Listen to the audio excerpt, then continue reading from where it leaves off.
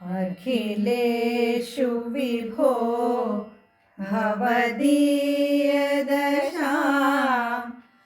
अवलोक्य जिहासुषु जीवभरम् फणिबन्धनमाशु विमुच्य जवात् उदगं यदहासजुषा भवता. എല്ലാവർക്കും നമസ്കാരം. നമ്മൾ കാളിയമർദ്ദനം തുടങ്ങിയതായിട്ടാണ് കഴിഞ്ഞ ദശകത്തിൽ പറഞ്ഞു വെച്ചത്. ആ നൃത്തം വളരെ ഗംഭീരമാണ്, എല്ലാവരും സ്തുതിച്ചു, എല്ലാവരും സന്തോഷിച്ചു എന്നൊക്കെ പറഞ്ഞിട്ടാണ് നമ്മൾ നിർത്തിയത്. ഇനി ഇവിടെ 56-ാം ദശകത്തിൽ, അതായത് തൊട്ട ദശകം, ശ്രീകൃഷ്ണൻ്റെ കാളിയ ഭണത്തിലുള്ള നൃത്തമാണ് വർണ്ണിക്കുന്നത്. ദ്രുതവിളംബിതം എന്നുള്ള ഒരു വൃത്തത്തിലാണ് ഇത് രചിച്ചിട്ടുള്ളത്. അപ്പോൾ നല്ല താളമുള്ളൊരു വൃത്തമാണ്. ഭഗവാൻ ആ ഭണത്തിന്മേൽ ചവിട്ടി ചവിട്ടി നൃത്തം ചെയ്യുകയാണ്. അതായത് ചവിട്ടി പത്തി താഴ്ന്നാൽ അപ്പോൾ ഉയർന്നു നിൽക്കുന്ന പത്തിയിലേക്ക് കയറും. അങ്ങനെ മാറി മാറി ചവിട്ടിയും കൊണ്ടാണ് അദ്ദേഹത്തിൻ്റെ നൃത്തം. മാത്രമല്ല കയ്യ് കൊട്ടിയിട്ടാണ് അദ്ദേഹം നൃത്തം ചെയ്യുന്നത്. കരതാള മനോഹരം എന്ന് പറയുന്നുണ്ട്. കൈ കൊട്ടിയും കൊണ്ടാണ് നൃത്തം ചെയ്യുന്നത്. കൂട്ടത്തിൽ ആ സമയത്ത് ദേവന്മാർക്കൊക്കെ വലിയ സന്തോഷമായി. അപ്സര സ്ത്രീകൾ പാട്ടുപാടി, ദേവന്മാർ പെരുമ്പറ കൊട്ടി. അപ്പോൾ അതൊക്കെ ഉണ്ട്, പാട്ടും താളവും നൃത്തവും, ഇദ്ദേഹത്തിൻ്റെ താളവും. അപ്പോൾ അങ്ങനെയാണ് അവിടെ നൃത്തം ചെയ്തുകൊണ്ടിരുന്നത്. അപ്പോൾ അങ്ങനെ ഓരോരോ പത്തികളും താഴ്ന്നത് എന്തുകൊണ്ട് അവശമായിട്ട്.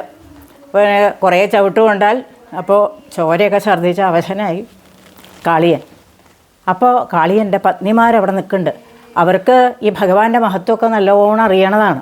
അപ്പോൾ അവർ വേഗം ഭഗവാനെ സമീപിച്ച് നമസ്കരിച്ചു. ഇദ്ദേഹം മരിച്ചു പോകുമെന്ന് അവർക്ക് പേടി. പക്ഷെ ഭഗവാൻ വിചാരിച്ചിട്ടില്ല ഇദ്ദേഹത്തിനെ കൊല്ലണമെന്ന്. കാരണം അതാണ്, താഴുന്ന പത്തി വിട്ടിട്ട് ഉയർന്നു നിൽക്കുന്ന പത്തിയിലേക്ക് ചാടിയെന്ന് പറയുമ്പോൾ പിന്നെ ഇനി അത് ചവിട്ടണ്ട എന്ന് വിചാരിച്ചിട്ടാണ്. അപ്പോൾ ഇവർ വന്നിട്ട് ഈ നാഗപത്നിമാർ അവിടെ എത്തിയിട്ട് നല്ലോണം സ്തുതിച്ചു എന്നാണ്. ഭഗവാനെ സ്തുതിച്ചു. കാരണം അവർക്ക് ഇദ്ദേഹത്തിൻ്റെ മഹത്വമൊക്കെ അറിയണതാണ്. അപ്പോൾ അദ്ദേഹത്തിനോട് ദേഷ്യമൊന്നുമല്ല, ഇദ്ദേഹത്തിൻ്റെ അഹങ്കാരം ശമിപ്പിക്കാനാണ് അദ്ദേഹം ചെയ്യുന്നത് എന്നുള്ളത് അവർക്കറിയാം.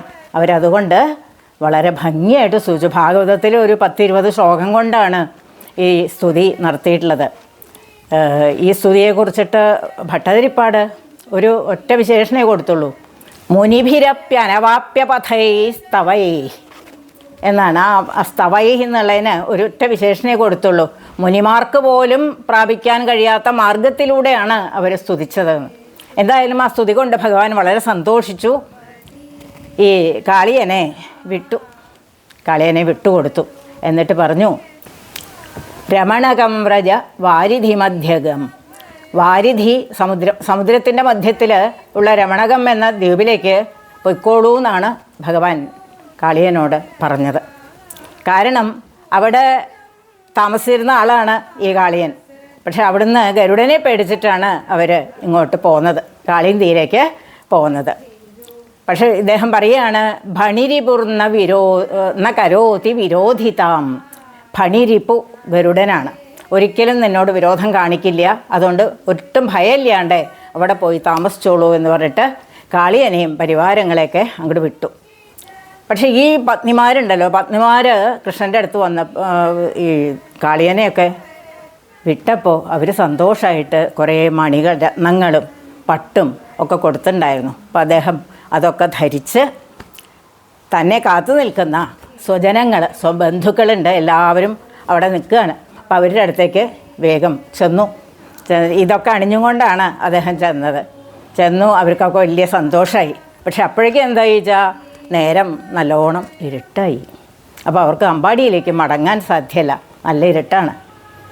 അപ്പോൾ പിന്നെ അവർ തീരുമാനിച്ചു, എന്നാൽ പിന്നെ ഇന്ന് രാത്രി ഇവിടെ കഴിച്ചു കൂട്ടാം, ഭഗവാനുണ്ടല്ലോ കൂടെ.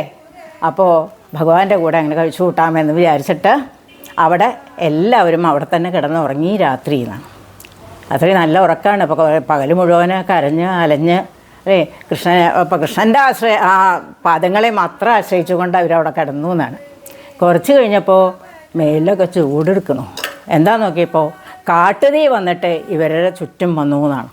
അവിടെ കാടുകളൊക്കെ ഉണ്ട്, ഈ യമുന കാളിന്തി തീരത്തും കാടുകളൊക്കെ ഉണ്ട്. അവിടുന്ന് കാട്ടുതീ പടർന്നു പിടിച്ച് ഇവരുടെ ചുറ്റും വന്നു. ഇവർ ചൂട് തട്ടിയപ്പോഴാണ് അറിഞ്ഞത്. അപ്പോൾ ഉറക്കെ കരയാൻ തുടങ്ങി, രക്ഷിക്കണേ രക്ഷിക്കണേ എന്ന് പറഞ്ഞിട്ട് ഈ ഗോപന്മാരും എല്ലാവരും കരയാൻ തുടങ്ങി. അപ്പോൾ കൃഷ്ണൻ നോക്കുമ്പോൾ തീ അടുത്തെത്തിയിട്ടുണ്ട്. അപ്പം അദ്ദേഹം ആ തീയങ്ങട് പാനം ചെയ്തു എന്നാണ്. പപാഥ മഹാനലം, ആ അഗ്നിയെ പാനം ചെയ്തു എന്നാണ് പറയുന്നത്. പാനം ചെയ്തു എന്നുള്ളതിന് അപ്പോൾ പാനം ചെയ്തപ്പോൾ പിന്നെ ഇവർക്കൊക്കെ സന്തോഷമായി. അപ്പോൾ അവരൊക്കെ സ്തുതിക്കാൻ തുടങ്ങി കൃഷ്ണനെ. എന്നുവെച്ചാൽ ഈ ശിഖിനി വർണ്ണത ഏവഹി പീതത എന്നാണ്. ശിഖി എന്ന് പറഞ്ഞാൽ അഗ്നിയാണ്, ശിഖയുള്ളതാണ്. നാളുള്ളതുകൊണ്ടാണ് ശിഖി എന്ന് പറഞ്ഞാൽ അഗ്നിയാണ്. ആ അഗ്നിക്ക് പീതതയുണ്ട്, മഞ്ഞ നിറം സ്വതവേ ഉണ്ട്. അതുകൊണ്ട് പീതം എന്നുള്ള വിശേഷണം ഉണ്ട്. പക്ഷെ ഇപ്പോൾ ഒരു പീതത്വം കൂടി വന്നു അഗ്നിക്ക് എന്ന് പറയുകയാണ്. ഈ പാനം ചെയ്യപ്പെട്ടത് എന്നർത്ഥമുണ്ട് പീതം എന്നുള്ള ശബ്ദത്തിനെ, കുടിക്കപ്പെട്ടത്. അപ്പോൾ കുടിക്കപ്പെട്ടതുമായി തീർന്നു ആര്? ഈ അഗ്നി. അപ്പോൾ 2 തരത്തിൽ പീതത ഉണ്ടായി അഗ്നിക്ക് എന്ന്. ശിഖിനി വർണ്ണത ഏവഹി പീതത പരിലസത്യധുന ക്രിയയാഭ്യസവും, പ്രവൃത്തി കൊണ്ടും അങ്ങനെയായി എന്നാണ്. പാനം ചെയ്യപ്പെട്ടതുകൊണ്ടും പീതത്വം ഉണ്ടായി എന്ന് പറയുന്നു. അപ്പോൾ അങ്ങനെ അവർ ഗോപന്മാരും എല്ലാവരും സ്തുതിച്ചു ഇദ്ദേഹത്തിനെന്ന്. ഇതുവരെ അഗ്നിക്ക് മഞ്ഞ നിറം ഉള്ളതുകൊണ്ട് പീതത ഉണ്ടായി, ഇപ്പം അങ്ങ് പാനം ചെയ്തുകൊണ്ടും പീതത ഉണ്ടായെന്ന് സ്തുതിച്ചു. അപ്പോൾ അങ്ങനെ സ്തുതിക്കപ്പെട്ട് നിൽക്കുന്ന ആ ഭഗവാൻ ഹര ഹരേ എന്ന് വിളിക്കുകയാണ്. ഹര എന്ന് വെച്ചാൽ ഹരിക്കൂ, ഇല്ലാതെയാക്കൂ എന്നർത്ഥമാണ്. ദുരിതൈ സഹ മേ ഗദാൻ എൻ്റെ രോഗങ്ങളെ. ദുരിതൈ സഹ, ദുരിതങ്ങളുള്ളതുകൊണ്ടാണല്ലോ എനിക്ക് രോഗം. അപ്പോൾ ദുരിതങ്ങളോടൊപ്പം എൻ്റെ രോഗത്തെയും ഹരിക്കൂ, ഇല്ലാതാക്കൂ എന്ന് പറഞ്ഞ് സ്തുതിച്ച് കൊണ്ടാണ് ഈ ദശകം അവസാനിക്കുന്നത്. എല്ലാവരും ഇത് കണ്ട് ഞങ്ങളെ അനുഗ്രഹിക്കണം. അധിരുഹ്യതത ഫണിരാജഫണാൻ നൃതേ ഭവത മൃദുപാദരുച കലശിഞ്ചിതനൂപുരമഞ്ജുമില കരകങ്കണസങ്കുലസങ്ക്വണിതം.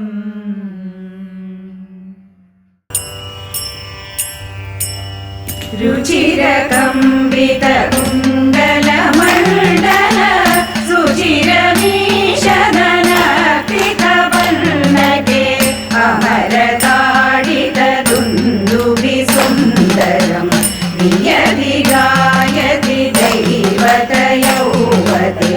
നമതി യദ്യദമുഷ്യ ശിരോഹരേ പരിവിഹായ തദുന്നതമുന്നതം പരിമഥൻ പദപങ്കരുഹാചിരം